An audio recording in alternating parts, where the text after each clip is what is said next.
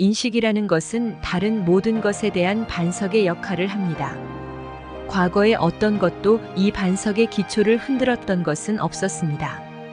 많은 일이 일어났고 새로운 것이 많이 발견되었으며 많은 실험이 있었지만 이 기본적인 진리는 단 한 번도 흔들린 적이 없었습니다. 기본이 되는 이 진리에 대해 익숙하지 않은 분들을 위해 잠깐 말씀드리자면 의식은 만물의 근원이고 유일한 실체라는 것입니다. 또한 의식이 활동하고 있는 것을 상상력이라고 합니다. 이 깊은 확신을 뒤흔들 수 있는 어떤 반증도 없습니다. 우리는 세상을 의식이 모습을 드러낸 것으로 여깁니다. 그리고 우리를 둘러싼 모든 환경은 개개인의 의식 상태가 형태를 띈 것이라 생각합니다. 어떤 상태로 모습을 드러냈든 그것은 우리의 진정한 자아가 잠시 동안 머문 상태가 우리의 인생을 둘러싼 조건과 환경으로 드러난 것입니다. 지금 현재 삶의 모습이 마음에 들지 않는다면 여러분이 세상을 바라보고 있는 상태를 먼저 바꾸지 않는 한 그 환경을 바꿀 수 있는 방법은 없습니다. 여러분이 세상을 바라보는 상태는 여러분이 세상을 어떤 모습으로 묘사하게 될지를 결정합니다. 그리고 어떤 이가 세상을 보면서 묘사하고 있는 세상의 모습은 관찰자의 현재 위치를 말해주고 있는 것입니다. 제가 여러분에게 사회적으로 여러분의 세상은 어떤지 말해보라 하고 주의 깊게 여러분의 대답을 듣는다면 여러분이 현재 사회적으로 어떤 위치에 있는지를 알 수 있습니다.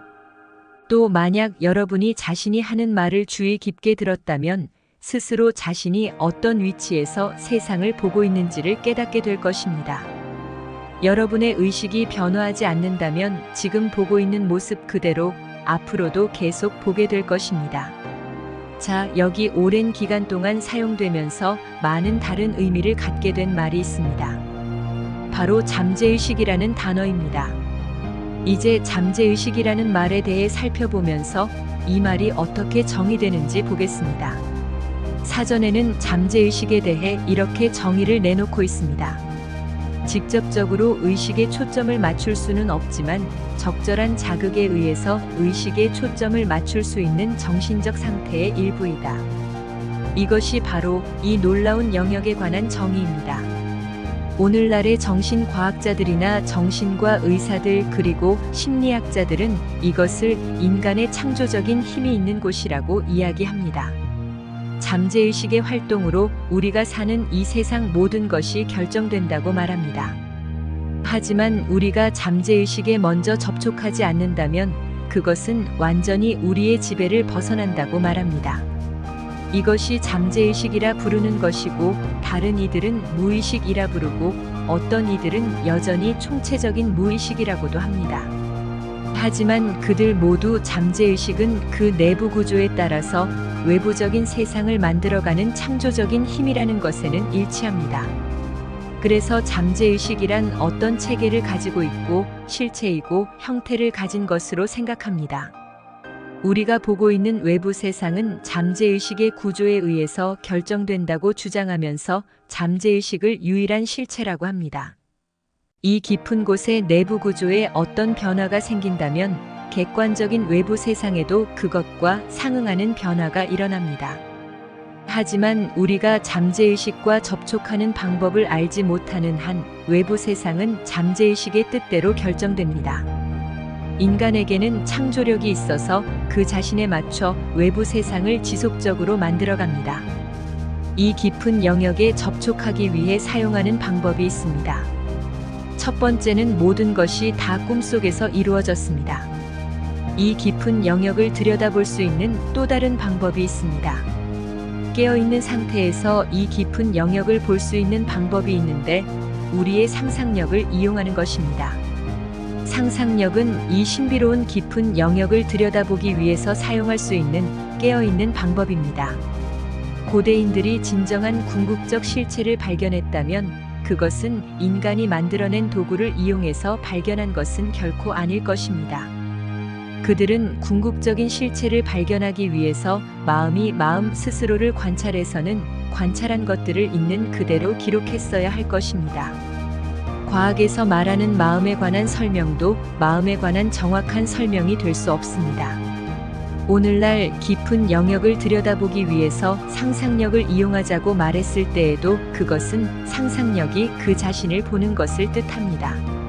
상상력이 상상력 자신을 잘 관찰하게 하고 그 관찰한 것들을 정확하게 기록하게 하면 여러분은 주인공이 바로 상상력이라는 결론에 이르게 될 것입니다. 모든 폭군 중에서 가장 잔인한 폭군, 범죄자들 중에서 가장 극악무도했던 범죄자, 가난한 자 중에서 가장 가난했던 자는 모두 자기 자신입니다. 이제는 더 이상 자기 자신에게 비난을 하지 않고 대신에 용서의 팔을 벌리고는 고귀한 생각들로 채우기 시작합니다.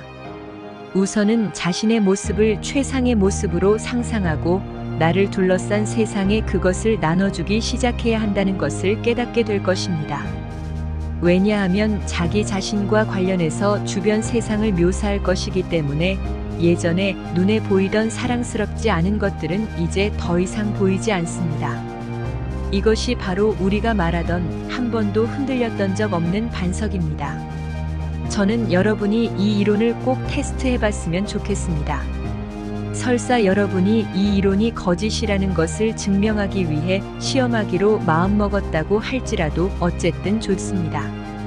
왜냐하면 이 실험으로 이 이론이 옳다는 것을 오히려 밝혀낼 것이라고 저는 확신하기 때문입니다. 이 경이로운 의식은 여러분의 궁극적인 실체이고 어떤 것을 취하냐는 선택의 문제에 있어서 여러분은 자유롭습니다. 그 선택하는 모든 상태는 다 옳지만 그 선택에 우리가 관여하게 되면 실행되는 과정에서 옳고 그름에 대한 현상이 생깁니다. 저는 다시 묻습니다. 만약에 그것들이 이루어진다면 당신은 세상을 어떻게 보게 될까요? 똑같은 세상을 보고 있지만 원하는 것을 이룬 사람은 세상을 다르게 묘사하기 시작할 것입니다. 저는 말합니다. 자, 당신은 이제 세상을 그런 모습으로 봐야 할 겁니다. 지금 묘사한 상태들을 당신의 마음속에 간직해야만 합니다. 그렇게 한다면 당신은 그 상태 안으로 옮겨가게 될 것이고 현실로 굳어져 당신에게 나타날 것입니다. 원하는 목표를 이루었을 때 세상을 어떻게 보게 될지 안다면 지금부터 여러분 마음의 눈을 통해 봐야 할 세상은 바로 그것입니다. 마음에 간직한 세상이 머지않아 세상의 모습을 드러내게 된다면 그 이론은 끼워 맞추기 위해 지어낸 것이 아니라 이런 현실들을 주의 깊게 살펴봐서 도출된 이론이란 것을 알게 될 것입니다. 그래서 불멸의 나를 원하는 상태 안으로 계속해서 옮겨와 충분히 자연스러워질 때까지 그 상태를 차지해 나간다면 그 순간 그 상태는 눈앞의 모습을 드러내고 우리는 우리 삶의 현상들을 설명할 수 있는 진실된 이론을 가지게 됩니다.